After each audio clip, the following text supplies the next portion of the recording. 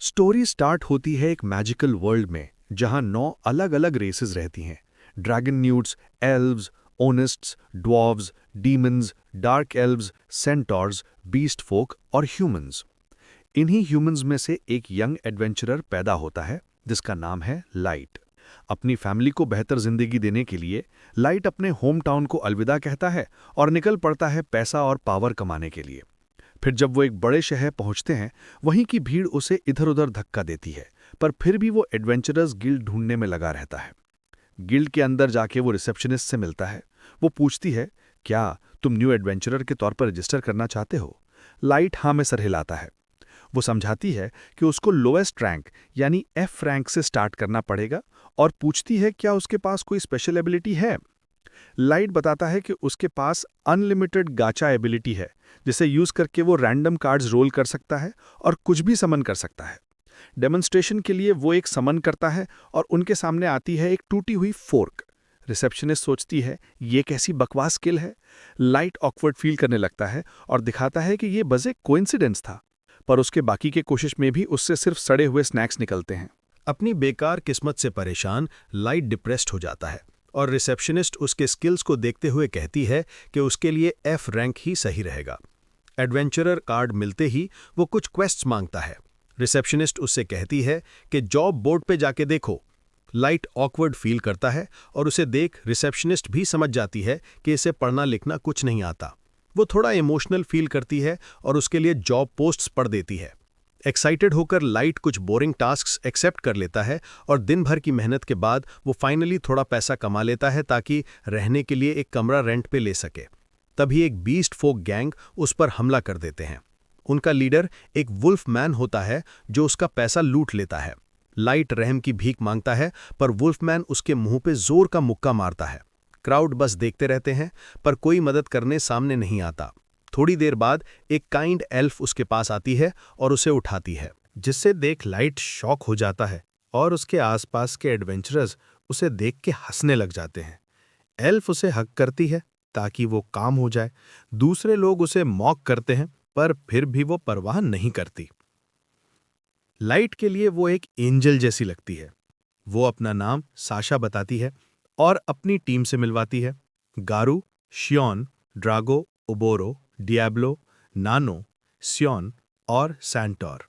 ये लोग conquered of the tribes नाम के ग्रुप के मेंबर होते हैं, जहां हर एक रेस के लोग होते हैं।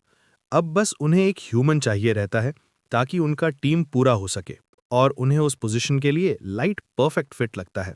गारू उसे ज्वाइन करने के लिए हाथ बढ़ाता है और इन सबको देख हमारा हीरो लाइट इमोशनल फील करने लग जाता है एंड फाइनली एक्सेप्ट कर लेता है। फिर दूसरे दिन हम देखते हैं वो ग्रुप एक केव डंजन द अबिस एक्सप्लोर करने निकलते हैं और अंदर एक बड़ा सा वर्म मॉन्स्टर हमारे लाइट पे अटैक कर देता है। गारू उसे इजीली काट देता है। उसी वक्त दूसरा वर्म भी पीछे से आ जाते हैं, पर साशा अपने बो से उन्हें भी क्लियर कर देती है। वो लाइट को डांटती है, तुम कितने केयरलेस हो, ये दुनिया के सबसे डेंजरस डंजन्स में से एक है, यहाँ फुली अलर्ट रहना पड़ता है। डांटते डांटते वो उसके जख्मों को हील करने लगती है। ग्रुप उसका मजाक उड़ाता है, कहती है साशा माँ जैसी बन गई है लाइट के लिए। साशा लाल पड़ जाती है और डिनाई करती है कि ऐसा कुछ नहीं है। ड्रैगो लाइट को चीयर अप करता है, तुम तो हमारे लिए बेस्ट चाय बनाते हो। लाइट थोड़ा खुश होता है और सब डंजन के अंदर और आगे बढ़ते हैं। कुछ देर बाद ग्रुप रुक जाता है। लाइट सोचता है कि ब्रेक है और चाय बनाने लगता है, पर ड्रैगो कहता है हमें चाय नहीं चाहिए और ना ही तुम, हम तुम्हें अपनी टीम से निकाल रहे हैं।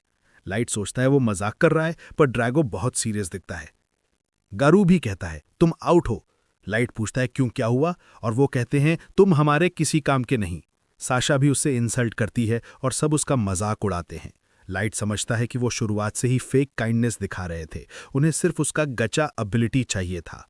जब वो कहता है कि ये एबिलिटी कभी यूजफुल नहीं रही, गारू हंसता है, एग्जैक्टली, तुम एक टैलेंटलेस ह्यूमन हो। शायोन बोलती है, हमने काफी टाइम वेस्ट कर दिया है तुम पे।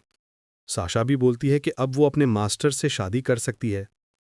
लाइट अब इमोशनली पूरा टूट जाता है। ड्रैगो कमांड देता है, गरू खत्म कर दो इसे। गरू उस पे हमला कर देता है। लाइट भागने की कोशिश करता है पर साशा उसके पैर में एरो छोड़ देती है। गरू उसके पेट में किक करता है और उसे पीटने लगता है।